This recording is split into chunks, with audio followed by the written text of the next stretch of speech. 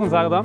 ഇന്നത്തെ വീഡിയോയിൽ നമ്മൾ മറി തീർക്കുന്നതിന്, അതായത് മട്ടൻ മറി എങ്ങനെ റെഡിയാക്കാം, എന്തിനു വേണ്ടിയാണ് ഈ മട്ടൻ കറക്റ്റ് റെഡിയാക്കുന്നത് എന്നുള്ള കാര്യങ്ങളൊക്കെയാണ് ഇന്നത്തെ വീഡിയോയിൽ നമ്മൾ ചർച്ച ചെയ്യാൻ പോകുന്നത്. അപ്പോൾ ഒരു വീട് നമ്മൾ പണിയുമ്പോൾ തന്നെ തറ കെട്ടുമ്പോൾ തന്നെ അല്ലെങ്കിൽ അതിൻ്റെ പാത കിട്ടുന്ന സമയത്ത് തന്നെ നമ്മൾ കറക്റ്റ് അതായത് ഏതെങ്കിലും ഒരു മൂല കറക്റ്റ് 90 ഡിഗ്രി ആക്കി മാറ്റിയിട്ട് വേണം നമ്മൾ ചെയ്യാൻ. അതെങ്ങനെയാണ് ചെയ്യുന്നത്, അത് ചെയ്യുന്നതുകൊണ്ടുള്ള ഗുണങ്ങൾ എന്തൊക്കെയാണ്, അത് ചെയ്തിട്ടില്ലെങ്കിൽ എന്തൊക്കെയാണ് പ്രശ്നങ്ങൾ, ദോഷങ്ങൾ എന്തൊക്കെയാണ് എന്ന കാര്യങ്ങളാണ് ഇന്നത്തെ വീഡിയോ നമ്മൾ. അപ്പോൾ അതെന്താണ് അങ്ങനെ ചെയ്യുന്നതെന്ന് വെച്ചാൽ, നമ്മളിപ്പോൾ കറക്റ്റ് 90 ഡിഗ്രി കറക്റ്റ് മറി തീർത്ത് കെട്ടിയിട്ടില്ലെങ്കിൽ നമ്മൾ റൂമുകളൊന്നും കറക്റ്റ് ചതുരോ അല്ലെങ്കിൽ സമചതുരോ ഒന്നും ആയിട്ട് വരില്ല. നമ്മൾ സാധാരണ ഒരു വീട് വെക്കുമ്പോൾ റൂമുകളൊക്കെ ചതുരത്തിലോ ആണ് നമ്മൾ സാധാരണ റൂമുകളൊക്കെ ഉണ്ടാവാറുള്ളത്. എങ്ങനെയാണ് എല്ലാ റൂമുകളും ചതുരത്തിൽ നമുക്ക് കറക്റ്റ് കിട്ടുന്നതെന്ന് ചോദിച്ചാൽ, നമ്മൾ തറ പണിയുമ്പോൾ തന്നെ നമ്മൾ ആ ഒരു മൂല കറക്റ്റ് മറി തീർത്തിട്ട് 90 ഡിഗ്രി ആക്കി റെഡിയാക്കുന്നത് കൊണ്ടാണ്. നമ്മൾ ബാക്കിയുള്ള അളവുകളല്ല, എല്ലാ റൂമുകളുടെ അളവുകളും ഈ മൂലയുടെ ഈ കറക്റ്റ് മൂല 90 ഡിഗ്രി ആക്കിയിട്ട് ആ അളവിൽ നിന്നാണ് ബാക്കിയുള്ള അളവുകളൊക്കെ നമ്മൾ റെഡിയാക്കി കൊണ്ടുവരുന്നത്. അപ്പോൾ എങ്ങനെയാണിത് ചെയ്യുന്നത്, മറി തീർക്കുന്നത്, അതിന് മട്ടൻ മറി തീർക്കുക എന്നാണ് ഞങ്ങൾ പറയുന്നത്. ഈ മട്ടൻ മറി എങ്ങനെയാണ് തീർക്കുന്നത് എന്നുള്ള കാര്യങ്ങളെ പറ്റിയിട്ടാണ്. പലർക്കും അറിയുന്നതൊക്കെ തന്നെ കാര്യം തന്നെയാണ്, പക്ഷേ അറിയാത്ത ആൾക്കാർക്ക് വേണ്ടിയിട്ടാണ് ഞാൻ ഈ വീഡിയോയിലൂടെ എങ്ങനെയാണ് ചെയ്യുന്നത് ചെയ്യുമ്പോൾ.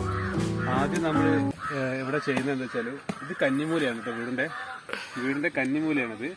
അപ്പോൾ കന്നിമൂലയിൽ നമ്മൾ ഈ നൂല് നമ്മൾ ദിശ കണക്കായിട്ട് അടിച്ച നൂലാണ്. ഇത് കിഴക്കോട്ട് കറക്റ്റായിട്ടുള്ള അടിച്ച നൂലാണ്. ഈ നൂല് നമ്മൾ വീട് 90 ഡിഗ്രിയിൽ മട്ടത്തിലാക്കിയിട്ട് നിർത്തുകയാണ് ചെയ്യേണ്ടത്. അത് ഈ ഫൗണ്ടേഷൻ ചെയ്യുമ്പോൾ തന്നെ നമ്മൾ ഈ വീടിൻ്റെ മറി തീർക്കണം. മറി തീർക്കുക എന്ന് പറഞ്ഞാൽ ഈ മൂല നമ്മൾ കറക്റ്റ് 90 ഡിഗ്രി ആക്കി മാറ്റണം. അപ്പോൾ ഈ നൂല് നമ്മൾ കറക്റ്റ് കിഴക്കോട്ടാക്കിക്കൊണ്ട് തന്നെ സ്ഥലത്തിന് കുറച്ച് തിരിച്ചിലൊക്കെ മാറ്റിയിട്ടുണ്ട്. ഇതിപ്പോൾ സ്ഥലം ആ മുൻഭാഗം കണ്ടില്ല, മുൻഭാഗം ഒരുപാട് വീതി കൂടുതലുണ്ട്. ഇവിടെ ആകെ 1 മീറ്റർ 1.5 മീറ്ററിൻ്റെ അടുത്ത് ഇവിടെ വീതി കിട്ടുന്നുള്ളൂ.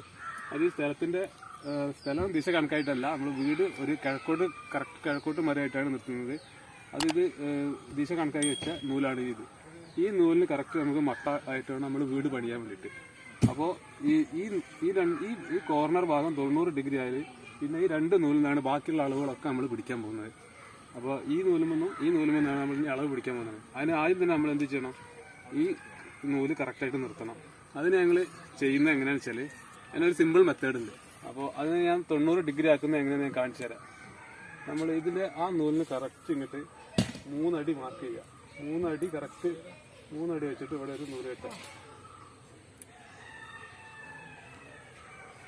അതിൻ്റെ ഒരു കണക്ക് എങ്ങനെയാണ്, 3, 4, 5 ആ രീതിയിലാണ് അത് വരുന്നത്. നമ്മൾ 3 അടി കറക്റ്റ് മാർക്ക് ചെയ്യുക. അതുപോലെ തന്നെ നമ്മൾ ഇവിടുന്ന് അതുപോലെ 4 അടി കറക്റ്റ് 4 അടി കണക്കായിട്ട് ഇവിടെ മാർക്ക് ചെയ്യാം. എന്നിട്ട് ആ നൂലിന് അവിടെ നമ്മൾ മാർക്ക് ചെയ്തില്ലേ, ആ നൂലിന് കറക്റ്റ്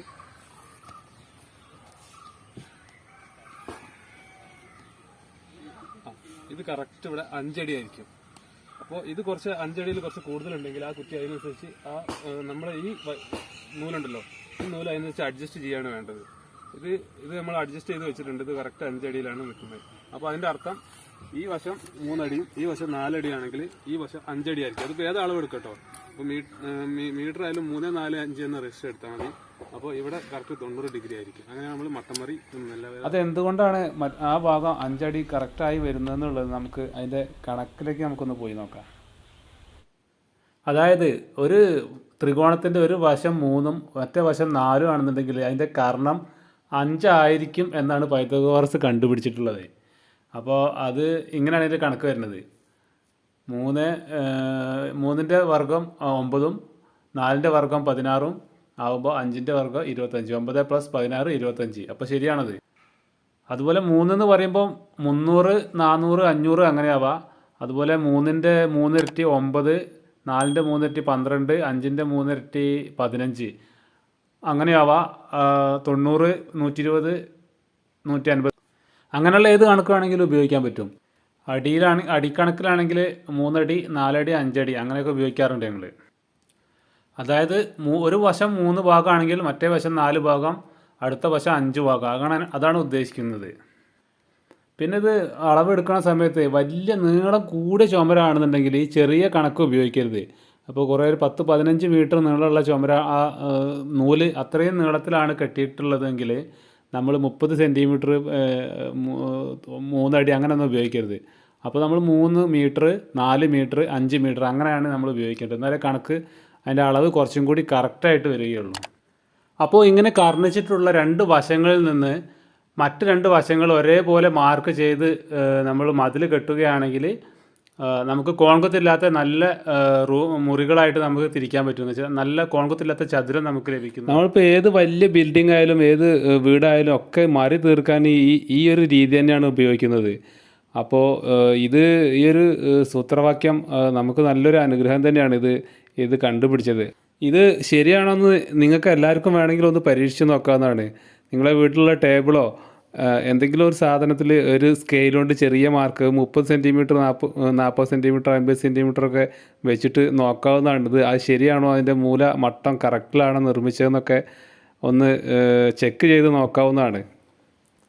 നിങ്ങളെ റൂമിലൊക്കെ ഇട്ടിരിക്കുന്ന കട്ടിലൊക്കെ ഉണ്ടല്ലോ, കട്ടിൽ അതുപോലെ ടേബിളൊക്കെ കറക്റ്റ് ഫിറ്റിംഗ് ആണെന്നൊക്കെ നോക്കാവുന്നതാണ്. അതായത് ചുമര അടുപ്പിച്ചിട്ടിരിക്കുകയാണെന്നുണ്ടെങ്കിൽ അതിൻ്റെ ശേഷമുള്ള ഭാഗങ്ങളുണ്ടല്ലോ, ആ ഭാഗങ്ങളിലൊക്കെ 2 ഭാഗത്തും 2 വീതി ആണെന്നുണ്ടെങ്കിൽ അതിൻ്റെ അർത്ഥം ആ റൂം ശരിക്ക് കോൺകുത്ത് തീർത്തിട്ടല്ല നിർമ്മിച്ചിട്ടുള്ളതെന്നാണ് അതിൻ്റെ അർത്ഥം. അപ്പോൾ അങ്ങനെ കോൺകുത്ത് തീർക്കാതെ നിർമ്മിച്ചിട്ടുള്ള റൂമാണെന്നുണ്ടെങ്കിൽ നമ്മൾ ഫർണിച്ചറൊക്കെ ഇടുമ്പോൾ ഒരു ബുദ്ധിമുട്ട് തന്നെയാണ്. ഇത്രയൊക്കെ കാര്യങ്ങളാണ് എനിക്കിതിനെ പറ്റി പറയാനുള്ളത്. അപ്പോൾ വീഡിയോ ആർക്കെങ്കിലുമൊക്കെ ഉപകാരപ്പെടും എന്ന് ഞാൻ വിചാരിക്കുന്നു. അങ്ങനെ ഇഷ്ടപ്പെടുകയൊക്കെ ചെയ്യുകയാണെങ്കിൽ ലൈക്ക് ചെയ്യാനും സബ്സ്ക്രൈബ് ചെയ്യാനും ഷെയർ ചെയ്യാനൊന്നും മറക്കരുതേ. അപ്പോൾ വീണ്ടും ഇത്തരത്തിലുള്ള അടിപൊളി വീഡിയോ ആയിട്ട് വീണ്ടും വരാം. തൽക്കാലം നിർത്തട്ടെ. നന്ദി, നമസ്കാരം.